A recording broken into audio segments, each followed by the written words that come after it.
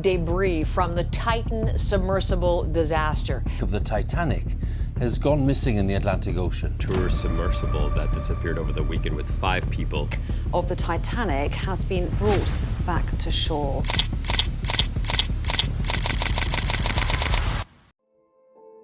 The tight-knit submarine of OceanGate embarked on its journey from St. John's Port in Canada, the location where it was supposed to dive into the depths of the ocean. It is still in the North Atlantic Ocean, 700 kilometers away from St. John, and beneath the cold waters at this port lies the wreckage of the Titanic in the depths of the ocean. The journey commenced on Saturday, June 17, and according to the plan, the submarine was supposed to be submerged in the water at 8:00 a.m. on the following day, Sunday. Prior to the dive, a minor issue was noticed in the Titan, but despite that, it was lowered into the ocean, risking the lives of the crew. What was the issue, and why was this danger taken into account even though it was known? In this expedition, a total of 5 people were present, including the founder of Action Aviation, Hamish Harding, who had also traveled to space with Jeff Bezos.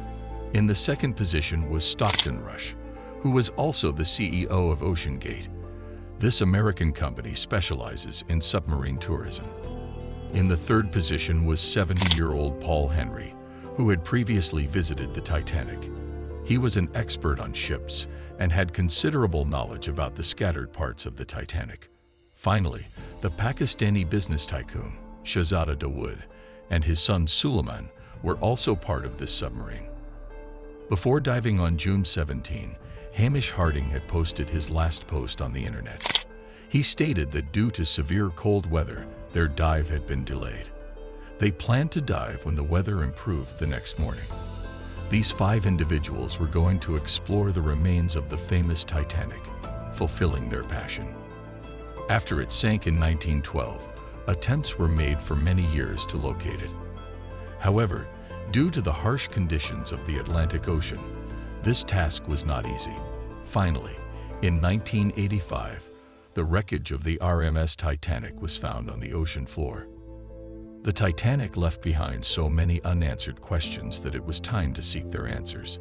Several expeditions were organized, involving experts and researchers from different countries, who explored the Titanic wreckage. Canadian filmmaker James Cameron made multiple trips to the Titanic site in 1995. And then in 1997, the Titanic movie was released. The success of the Titanic movie fulfilled the missing link. It created such a sensation that now visiting the Titanic wreckage in person has become a dream for millions of people. Meaning, this work is no longer limited to research purposes only. Tourists have also started visiting the shipwreck site. It is said that reaching the depths of the ocean is even more challenging than space exploration, and the biggest reason for this is water pressure. The Titanic ship is located 4,000 meters below the surface of the sand sea, which is equivalent to 4 kilometers. To imagine this depth, you can look at the Burj Khalifa and understand that the depth of the Titanic is as deep as 5 times the height of the Burj Khalifa. At this depth, the water pressure is 5,800 pounds per square inch. This pressure is so high that it can crush an entire elephant standing on just a square inch of the human body.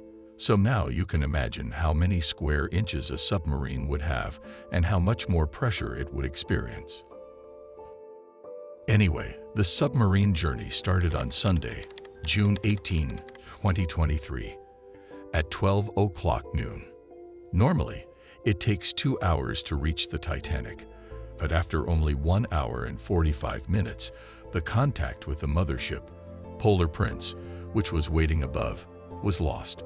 If it took 2 hours to reach the Titanic, it was only 15 minutes ago. The loss of contact means that the submarine had already approached the Titanic considerably. It is impossible for sunlight to reach the depths of the ocean, and it is always extremely dark here. In such depth, the disruption of wireless signals is a normal occurrence. Therefore, this issue was not taken too seriously before. The entire trip lasted a total of 7 hours. They were supposed to return from 12 o'clock noon until 7 o'clock p.m. in the evening. However, when 7 o'clock p.m. arrived, there was no contact from the Titanic, and they did not return. Now the crew members on board the mothership began to worry. The Canadian research vessel, Polar Prince, initiated the search for the Titanic. At 9:40 a.m., they contacted the U.S. Coast Guard for assistance. The next day, on Monday, U.S. and Canadian ships and planes started a proper search operation in the entire area.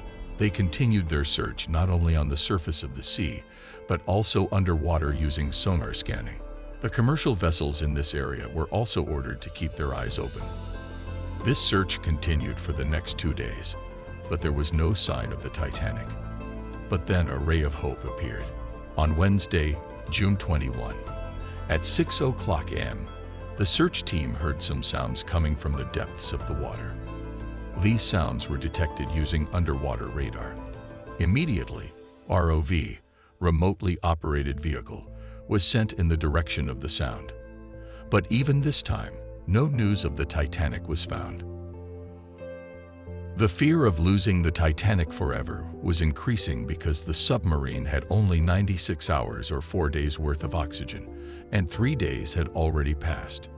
However, the search teams from the US, Canada, and France did not lose their courage. On Thursday, 22nd June, at 12 o'clock p.m., ROV was sent near the wreckage of the Titanic. What was seen there was truly a breathtaking sight. At 3:48 p.m., ROV, which had reached near the Titanic's wreckage, observed a part of the Titanic's hull just 1,600 feet away, which was the intended destination of the ROV. Now this incident has made headlines worldwide. This has only one meaning, that the submarine couldn't withstand the pressure of the water and ruptured in the depths of the ocean. This news created a stir around the world, raising several questions about OceanGate's safety. Ashton Rash, the CEO of OceanGate, who himself lost his life in this incident, had said in 2021 that he knew they had broken some rules while building the Titanic because they made it with aviation-grade carbon fiber instead of steel. But they wanted to introduce some new innovations in this industry. That's why this deal was replaced, and carbon fiber was used. Before its first launch, the Titanic was tested at pressures ranging from 5,000 to 10,000 psi, which it passed. However, experts believe that various forces, including not only pressure but also the flow of water caused by waves, affect submarines underwater. Additionally, due to darkness, it is also possible that a heavy rock or a sea creature collided with the submarine. Whatever the reason for the Titanic's demise, its carbon fiber body was a contributing factor, but there were pre-existing cracks as well.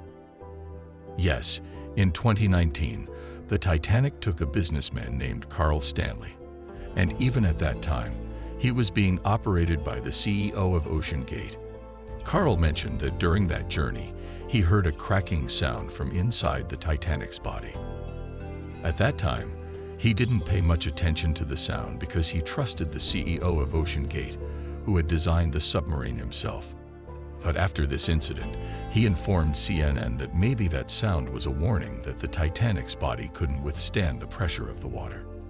If this is true, then there is no doubt that cracks had already begun in the Titanic's body.